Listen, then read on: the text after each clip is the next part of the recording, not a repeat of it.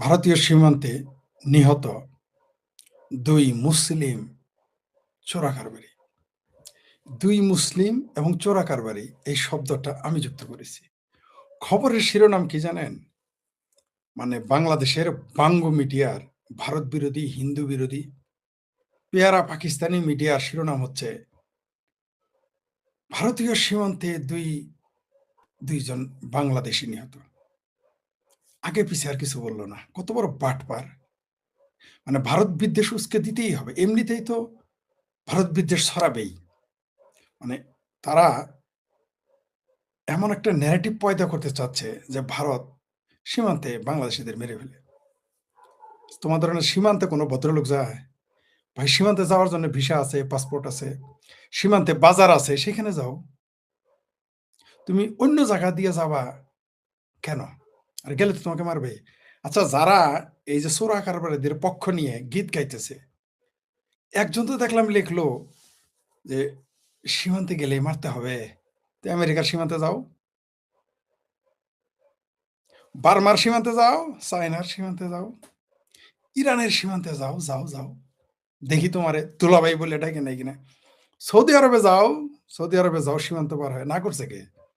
তো Mecca Medina, উনি তো আরো বৈধতা আছে। মুসলমানের যায় দেশ হইলো মক্কা মদিনা, যদিও ৫ পয়সা দাম দেয় না। যদিও বাংলাদেশের মুসলমানদের মুসলমানই মনে করে না, মিসকিন মনে করে। আর পাকিস্তান তো মিসকিন হিসেবে প্রতিষ্ঠিত সারা পৃথিবীতে। তো দুনিয়ার যেকোনো আচ্ছা একজন ভারতীয় কেন মারা যায় না? আজ আপনি আজ পর্যন্ত শুনেছেন একজন ভারতীয় মারা গেছে গুলি খেয়ে বাংলাদেশের বিডিআর এর গুলিতে বা বিএসএফ এর, বিজিবির গুলিতে শুনছেন কোনদিন? কেন মরে না? খালি আপনারাই কেন মরেন? ঘটনাটা কি? মানে বিষয়টা এরকম যে চোরি পে চোরি ফেরবি সিনা জরিপ। বাংলাদেশে দেখবেন আওয়ামী লীগেরও পক্ষ ২-৪ জন লিখে ফেলছে, হায়, হায়, হায়! হাই হোসেন বাংলাদেশ সীমান্ত মারে। তুই যাস কেবে? তুই চোরা কারবারি করতে সীমান্তে যাস কেন? আর ব্যবসা নাই? ভারত এত খারাপ, ইন্ডিয়া বয়কট করবি?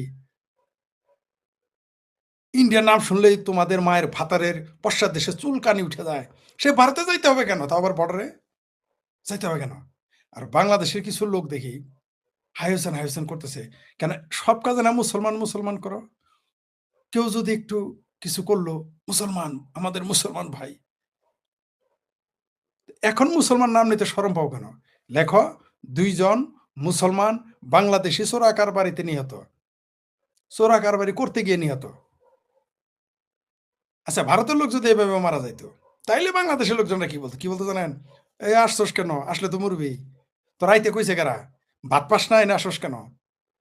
ওনে ভাত নাই?" বলতো। ভারতীয়রা যদি এভাবে মারা যাইতো আর ভারতীয়রা যদি প্রতিবাদ করতো, তা আমাদের লোকজনকে কেন গুলি করে মারবে? তখন বাংলাদেশীরা কি বলতো এই মুসলমানরা জানেন? যে, "তোদের দেশে ভাত নাই? এনে আইছস কেন?" এখন যদি ভারতীয়রা বলে, "তোর দেশে ভাত নাই? চোরা কারবারি করতে আসছস কেন?" বাংলাদেশের বুদ্ধিজীবী, শিক্ষক, প্রফেসর, মৌলবি এই দেশে বলাৎকার করলেই মৌলবীদের পক্ষ নেয়। আর তো চোরা কারবারি তাদের পক্ষে তো নিবেই। তারপর আবার ভারতের গন্ধ। আচ্ছা, যে লোকগুলো এখন বারবার বলে ভারতের সীমান্তে এই হইছে ১৫ লক্ষ ১২ লক্ষ যে রোহিঙ্গা ঢুকাইলো, বার্মার সীমান্তে গেল না কেন? ওটা নিয়ে কথা বলো না কেন? ওটা তো জামাই আদরে নিয়ে আসছো। যে ১২ লক্ষ রোহিঙ্গা ফালতে পারো। তো তোমার দেশের মানুষ চোরা কারবারি করতে ওইখানে যায় কেন? আর কেউ বলে কি, "কই পারে কি চোরা কারবারি নেই, আছে তো। তুমি যাও কেন? ভারত কি মাল তোমার দেশে এসে বিক্রি করতে গেছে চোরা, তুমি যাও কেন কিনতে? তো ওরাও তো চোরা কারবারি ঠিকই আছে। কিন্তু ওরা তোমার দেশে আসে, গুলি খায় মরতে আসে। তুমি যাও কেন? ভাব দেখাও না? তো ভাব ছুড়ায় ফেলে না? এখন আর মুসলমান লাগবে না, চোরা কারবারিও লাগবে না। আচ্ছা মুসলমান বাদ দিলাম, ওটা লিখলে ইসলাম খতরমই হয়ে যাবে। আকামো করে বলৎকারী মৌলবি লিখলে ইসলাম খতরম হয়ে যায়। তাই তাদের পক্ষ নিতে হবে তোমার। তো বুঝলাম মুসলমান নাম না নিলা। তো এইটা বলো চোরা কারবারি। চোরি পে চোরি ফের বেশি না জরি। এই বাংলাদেশের মানুষের কি আকল মানে ইন্ডিয়া বিরোধিতার মানে একটা লিমিটেশন থাকা দরকার। ওই পেয়ারা ভাই অনেক মুক্তিযোদ্ধার পোলাও দেখি আবার এর পক্ষে বয়ান দেয়। চোরা কারবারি মারলে তুই যাস কেবে? এখন যদি বাংলাদেশে ভারতের সাথে যুদ্ধ হইতো, এই যে যত মুক্তিযোদ্ধার পোলা আছে না সবগুলো ভারতের বিরুদ্ধে যাবে যুদ্ধ করতে ইমানি জোশে। একটাও যুদ্ধ যাওয়া বিরত থাকবে না। কিন্তু পাকিস্তানের সাথে যদি যুদ্ধ হয়, এই মুক্তিযোদ্ধার পোলা যেগুলো ভাতা খাওয়া মুক্তিযোদ্ধার পোলা, একটাও পাকিস্তানের বিরুদ্ধে যুদ্ধ করতে যাবে না। তার বাপেরা বলব যে আমার বাপ ভুলে গেছিল। একটাও যাবে না, আপনি নিশ্চিত থাকেন। বাংলাদেশে যে ২.৫ লক্ষ মুক্তিযোদ্ধা ভাতাপ্রাপ্ত, সেই পরিবার থেকে একটা সদস্য এই ২.৫ লক্ষের মধ্যে একজনও পাকিস্তানের বিরুদ্ধে এখন যুদ্ধ করবে না। যদি পাকিস্তানের সাথে যুদ্ধ লাগে। যদি তাই যাওয়ার মতো হিম্মত বা ইচ্ছা থাকতো, তাহলে আওয়ামী লীগ সরকার পতনই করত না। এই ২.৫ লাখ কোথায় এখন?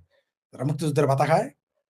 মচমচে মুক্তিযুদ্ধের ভাতা ভালো লাগে। কিন্তু মুক্তিযুদ্ধের পক্ষে কথা বলতে ফেসবুকে পোস্ট দিতে এখন ভয় পায়। আগে সব ভাতা নিতে একটা ভয় পায় না। ভাতা চেলচালায়া ভাতা খাওয়া যায়। কিন্তু পোস্ট ফেসবুকে দেয় না। তখন যুক্তি দেয়, "এই কারণে পোস্ট দেই না, ওই কারণে দেই না। এই আমার পরিবার খচ্চরে যাবে।" যখন আওয়ামী লীগ ক্ষমতায় ছিল তখন তো পরিবারের লোকজন ঠিকই তোমার বাড়ির কামের ছেঁড়াছেঁড়ির দাপটেও তো এলাকায় থাকা যায় নাই। এখন মুক্তিযোদ্ধার পোলারা ভাতা তো ঠিকই খাইতেছে। ভাতাও নিও না, ভাতাগুলো আমগরে দাও। মুক্তিযোদ্ধার যারা ভাতা খাও ২.৫ লাখ, ওই ভাতাগুলো আমগরে দিয়ে দাও। আমরা যারা কথা ফেসবুকে যারা কথা বলে মুক্তিযুদ্ধের পক্ষে তাদের ভাগ করে দাও। উহু, তখন জামাল ভাইরা পাগলা হবা, ওটাটা যেও না। তেমনি ভারত অন্য সীমান্তে সৌদি আরব থেকে কতগুলো নারী ধর্ষিত হয়ে আসে। এমনকি আজকাল শুনতেছি পুরুষও বলাৎকার করে তারপর পাঠায়। একটা প্রতিবাদ করতে দেখেছেন বাংলাদেশের? কোন দলের, কোন মতের, কোন মুসলমান প্রতিবাদ করতে দেখেন? সৌদি আরব তোমার মায়ের ভাতার হয়? যে তোমার মা, বোন, খালা, কন্যাদের বলাৎকার কইরা পাঠায় দিলে তখন তো মুখ দিয়ে একটা টু শব্দটি বের হয় না প্রতিবাদের। আর চোরা কারবারি করতে গেছে, গুলি করে মারছে। তারপর আবার ভারতীয়রা কত সভ্য যে তাদের আবার চিকিৎসার জন্য হাসপাতাল নিয়ে যায়। বাংলাদেশে নিত, ওলে নিয়ে তো জ্বালায় দিত আগুনে। যেখানে বাংলাদেশে দিনে দুপুরে বাংলাদেশের হিন্দু নাগরিকই জ্বালায় দেয়, জিন্দা জ্বালায় দেয়। আজকাল হিন্দু না, মুসলমান নাগরিকও জ্বালায় দেয়। তাহলে ভারতের নাগরিক আসলে তুমি হাসপাতালে নিতা? শোনার এগুলো বদমাইশি আর কত? এই যে ভারতের সম্পর্কে যে ন্যারেটিভ পয়দা করো, এগুলো বদমাইশি এখন বন্ধ করো। চোরাকার বাড়ি মারা গেছে এর জন্য এত কথা। হামের টিকার অভাবে যে শিশু মারা যাইতেছে হাজার, এটা নিয়ে তো কেউ কথা বলে না। শোনার জামাল ভাইরা পাগলা সাজে না? আ ভারত বিরোধী ধারার জোশ আসে না বাংলাদেশে। বাংলাদেশের বাঙ্গুদের সেটা যেই দলেরই হোক, ভারত বিরোধিতা না হলে জোশ আসে না।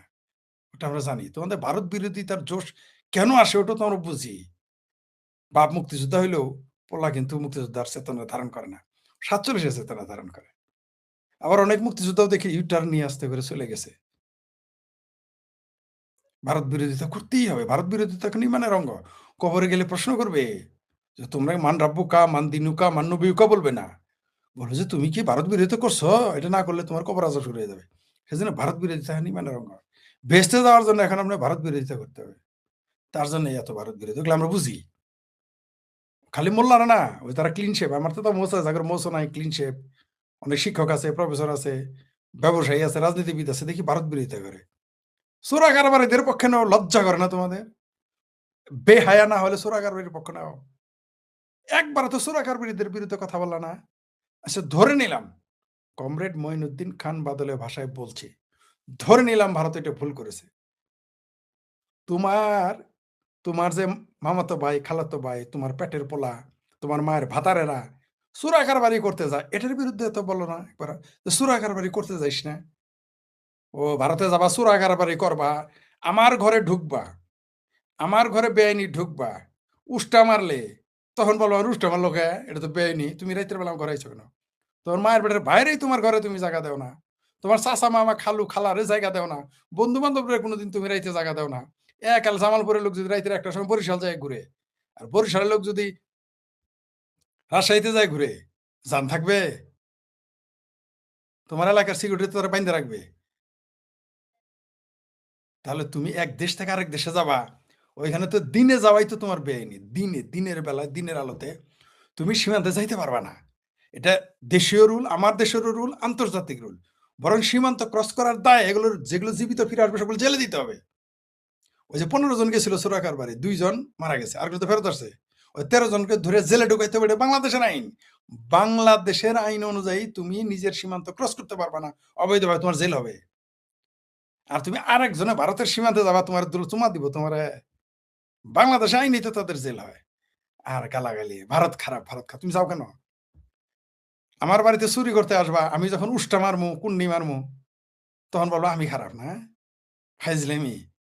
জামাল বইরা পাগলা সাচ্ছ। ডিমের আলি ৩ টায় বেচবা। ৫ টা কিনবা, হুম? সব জায়গায়। তোমার তো কপাল ভালো যে সীমান্তটা বার্মা না। তোমার তো কপাল ভালো সীমান্তটা আফগানিস্তান, পাকিস্তান না। তোমাদের কপাল ভালো সীমান্তটা চায়না না। নাহলে কপালে তো আরো শনি হইতো। আর তখন বলতা না। কারণ হলো তোমার আব্বা হয়তো। চায়না আব্বা হয়, পাকিস্তান জ্যাঠা হয়, বার্মা খালু হয়।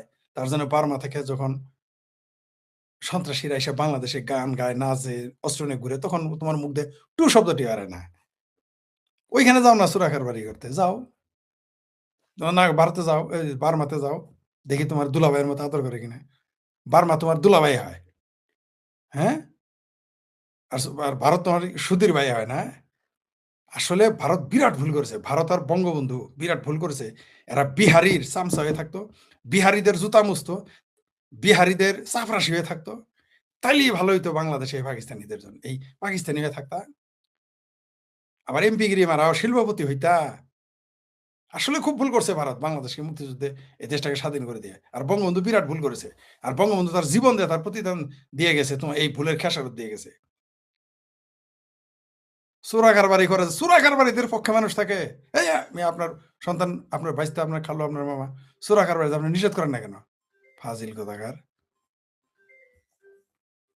তাই শিরোনামে এখন থেকে লিখবেন বাংলাদেশি মরে নাই। লিখবেন ২ জন বা ৫ জন বা ১ জন মুসলিম চোরা কারবারি বাংলাদেশীও নিহত হয়েছে, এটা লিখবেন। আর চোরা কারবারিদের পক্ষে আর কত নিবেন?